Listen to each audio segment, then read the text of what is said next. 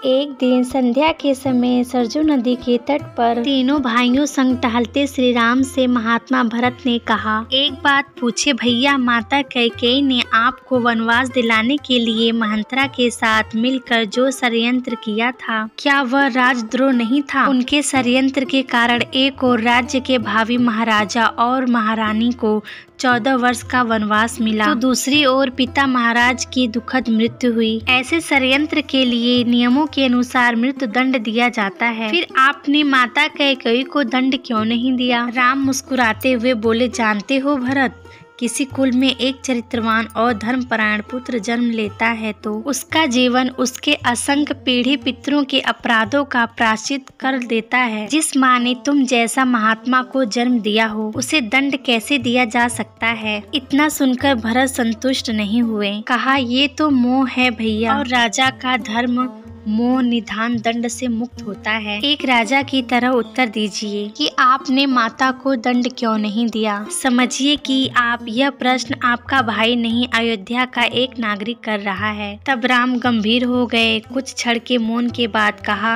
अपने सगे संबंधियों के किसी अपराध के दंड न देना ही इस सृष्टि का कठोर दंड है भरत। माता कैकेयी ने अपने एक भूल का घोर दंड भोगा है। वनवास के 14 वर्ष में हम चारों भाई अपने अपने स्थानों से परिस्थिति से रहे हैं, पर माता कैकेयी हर क्षण मरती रही हैं। अपनी एक भूल के कारण उन्होंने अपना पति खोया, अपने 4 बेटे खोए, अपना समस्त सुख खोया, फिर भी वे उस अपराध बोझ से भी मुक्त ना हो सकी। वनवास समाप्त हो गया तो परिवार के सभी सदस्य प्रसन्न और सुखी हो गए, पर वे कभी प्रसन्न ना हो सकी। कोई राजा किसी स्त्री को इससे कठोर दंड क्या दे? मैं तो सदैव यह सोचकर दुखी हो जाता हूँ कि मेरे कारण अनायास ही मेरी माँ को इतना कठोर दंड भोगना पड़ा। इतना कहते ही राम की आंखों में आंसू आ गए और भरत आदि भाई मौन हो गए थे।